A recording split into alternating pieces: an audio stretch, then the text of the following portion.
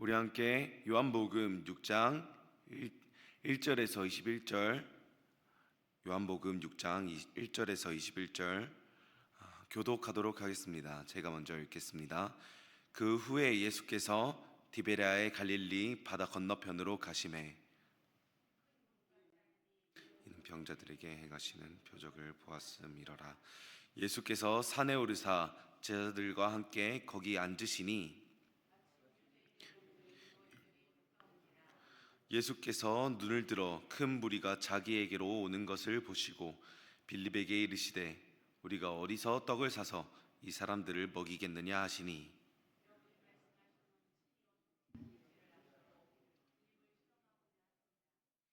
빌립이 대답하되 각 사람으로 조금씩 받게 할지라도 200데나리온의 떡이 부족하리이다.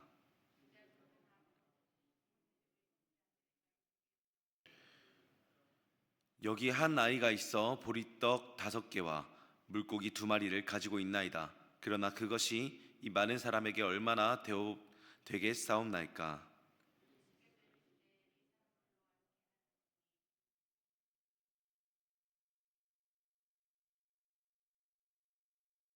예수께서 떡을 가져 축사하신 후에 앉아있는 자들에게 나눠주시고 물고기도 그렇게 그들의 원대로 주시니라.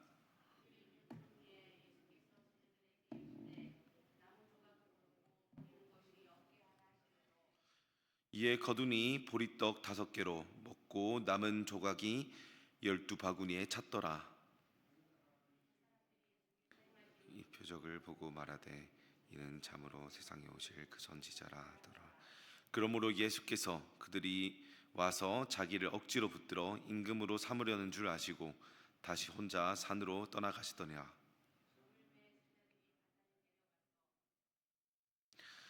배를 타고 바다를 건너 가버나움으로 가는데 이미 어두웠고 예수는 아직 그들에게 오시지 아니하셨더니 제자들이 노를 저어 10여리쯤 가다가 예수께서 바다 위를 걸어 배에 가까이 오심을 보고 두려워하거늘. 함께 읽겠습니다. 이에 기뻐서 배로 영접하니 배는 곧 그들이 가려던 땅에 이르렀더라. 아멘. 새벽 기도에 나오신 여러분들을 환영합니다. 오늘 하루를 하나님 말씀에 순종하겠다는 그 마음으로 시작하길 원합니다. 우리가 함께 읽은 이 말씀은 우리가 잘 아는 오병이어 사건, 그리고 예수께서 물리를 걸으신 사건이 같이 이어져 있는 말씀입니다.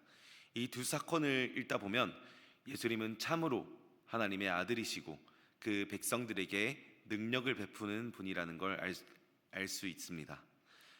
그런데 이 말씀을 읽다 보면 이런 질문이 생기게 됩니다.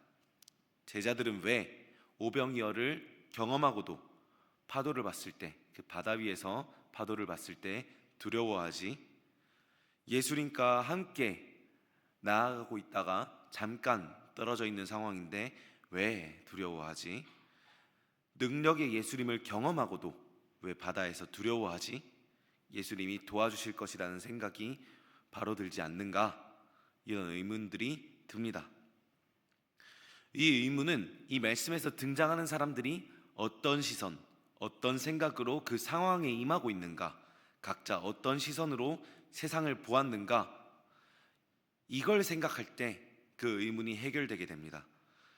떡과 물고기를 먹은 사람들의 시선, 제자들의 시선, 그리고 예수님의 시선, 이걸 생각하면서 오늘 하루를 시작하길 원합니다.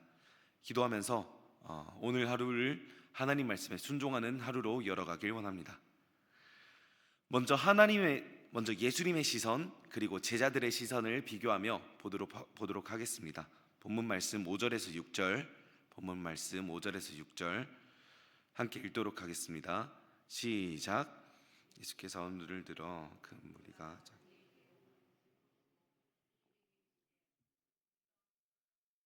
이 사람들을 먹이겠느냐 하시니 이렇게 말씀하심은 뒤에 6절입니다.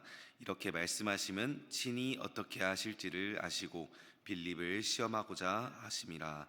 아멘. 예수님께서 빌립에게 물어봅니다.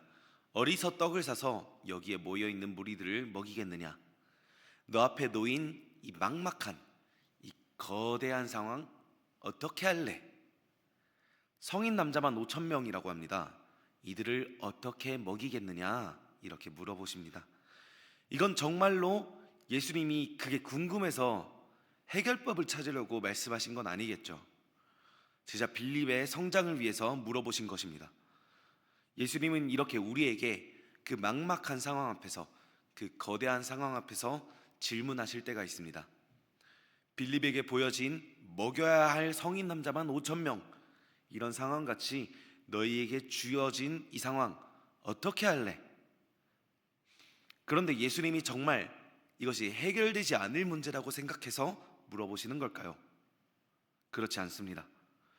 예수님은 이미 하나님의 능력으로 이 모든 것이 해결될 것을 알고 계십니다. 그 시선으로 그 상황을 보시고 제자 빌립에게 물어보시는 것이죠. 그저 그 상황 속에서 우리의 믿음과 순종이 드려지기를 원하시는 겁니다. 예수님을 신뢰하고 예수님께 이 작디 작은 최선을 드림으로 하나님의 일에 동참하기를 원하시는 겁니다. 우리의 것이 내 상황 앞에서는, 그 거대한 상황 앞에서는 무능하고 할 수 있는 것이 보잘것 없어 보입니다. 하지만 그 손길이 하나님 앞에 드려질 때, 하나님, 제가 할 수 있는 최선이에요. 하나님, 이 최선을 가지고 능력의 하나님께 맡겨드려요. 이렇게 드릴 때 하나님이 귀하게 보시고 주님의 일에 사용하십니다. 예수님은 이 시선으로 제자 빌립에게 질문하시는 겁니다. 빌립아, 이 사람들을 어떻게 먹일래? 휘원아, 내게 주어진 이 상황 앞에서 어떻게 할래? 예수님의 시선에는 그 작은 믿음을 들어서 사용하는 예수님 당신의 능력이 보이셨을 겁니다. 예수님은 제자 빌립이 이 시선을 가지기를 원하셨던 겁니다. 하지만 빌립의 시선은 어떻습니까? 그 능력의 예수님이 아직 보이지가 않습니다. 그렇기보다는 자기 자신의, 그리고 자기 공동체의 무능함만 보여집니다. 이 상황의 막막함만 보여집니다. 하나님의 아들 예수 그리스도가 보이지 않습니다. 빌립은 대답합니다. 예수님, 각 사람에게 조금씩만 줘도 그 떡을 살 돈이 부족합니다.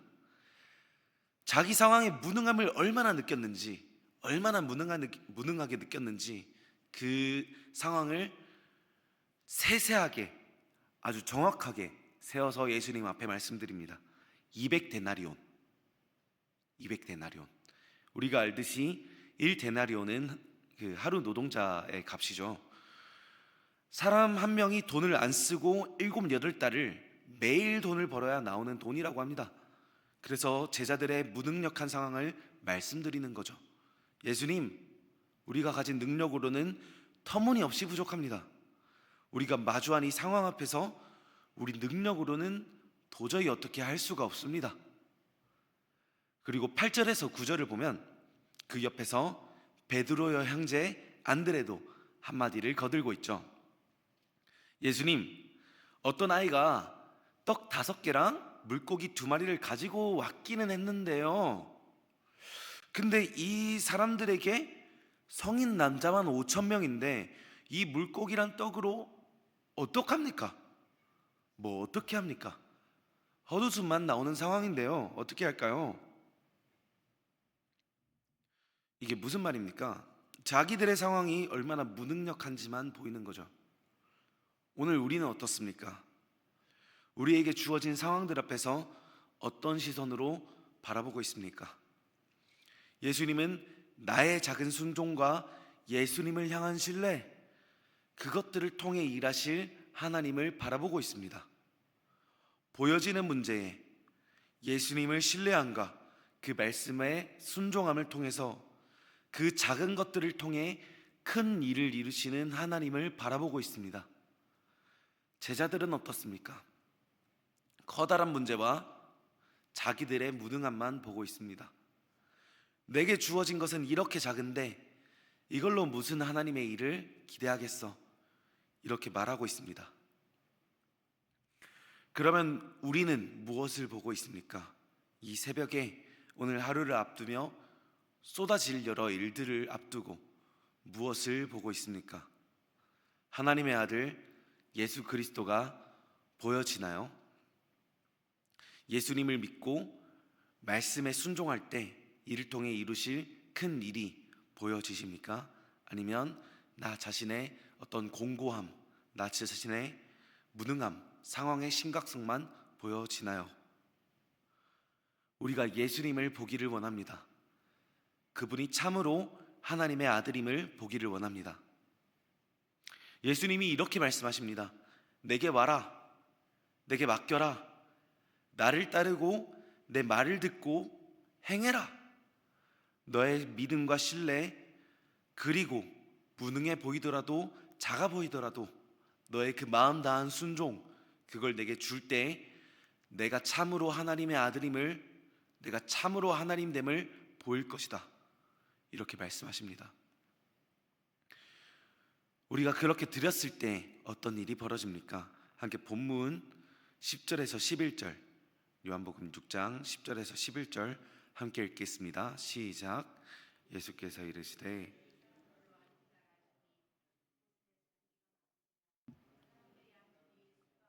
이쯤 되더라. 예수께서 떡을 앉아있는 자들에게 나눠주시고 물고기도 그렇게 그들의 원대로 주시니라. 아멘. 말도 안 되는 일이 벌어집니다.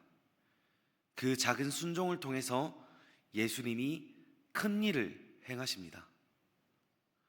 우리의 연약함과 자금에도 우리 주 예수님께서, 우리 주 예수 그리스도께서 참으로 하나님이십니다. 그 작은 순종으로 당신의 커다란 역사를 보이십니다. 그러니 우리가 그 예수님을 바라보길 원합니다. 그 예수님께 모든 신뢰와 순종을 드리기를 원합니다. 하지만 이 기적을 보고도, 이 영광을 보고도 사람들은 여전히 모릅니다. 그 예수님의 큰 일을 보고도 여전히 모릅니다. 예수님께서 참으로 하나님의 아들 되심을 모릅니다. 제가 본문 14절에서 15절, 본문 14절에서 15절 제가 읽겠습니다. 그 사람들이 예수께서 행하신 이 표적을 보고 말하되 이는 참으로 세상에 오실 그 선지자라 하더라. 그러므로 예수께서 그들이 와서 자기를 억지로 붙들어 임금으로 삼으려는 줄 아시고 다시 혼자 산으로 떠나가시니라. 아멘. 그 선지자라고는 말은 하지만 그 마음속에는 자기들에게 무료로 빵을 제공할 그런 어떤 능력의 사람 정도로 보이는 것으로 보입니다. 그 일을 보고도 사람들의 시선은 예수님을 보는 것이 아니라 자기만의 안위를 보는 것이죠. 저분을 대장으로 삼으면은 빵이랑 물고기가 무한 리필이겠네? 저분이라면 우리들을 이 더럽고 치사한 세상 속에서 경쟁력을 얻게 하실 것이야. 예수님을 걸어다니는 뷔페 수준으로 혹은 자기 커리어를 위한 쓰임새 정도로만 보고 있는 것이죠. 내 순종을 사용해 큰 일을 행하시는 우리 왕, 우리의 정말 참된 왕, 딸일 뿐으로 보는 것이 아니라 하나님의 아들으로 보는 것이 아니라 그저 황금 알을 낳는 거위 수준으로 보고 있는 것입니다. 우리가 그러지 않기를 원합니다. 예수님은 우리 주님이시지 우리의 종이 아닙니다. 이름만 왕인 허수아비 왕이 아닙니다. 참으로 우리 왕이시며 우리 주이십니다. 우리가 예수님의 종이며 우리가 예수님의 제자입니다. 우리가 예수님을 바라보는 시선이 바로 서기를 원합니다. 바로 이어서 우리는 제자들의 고난을 보게 됩니다. 큰 파도를 겪고 모든 진이 빠져버려 낙심하고 두려워합니다. 자기에게 주어진 큰 상황, 큰 문제 앞에 그저 지쳐 쓰러져 있기만 합니다. 함께 본문 18절에서 20절 함께 읽도록 하겠습니다. 시작. 큰 바람이 불어 파도가 일어나더라.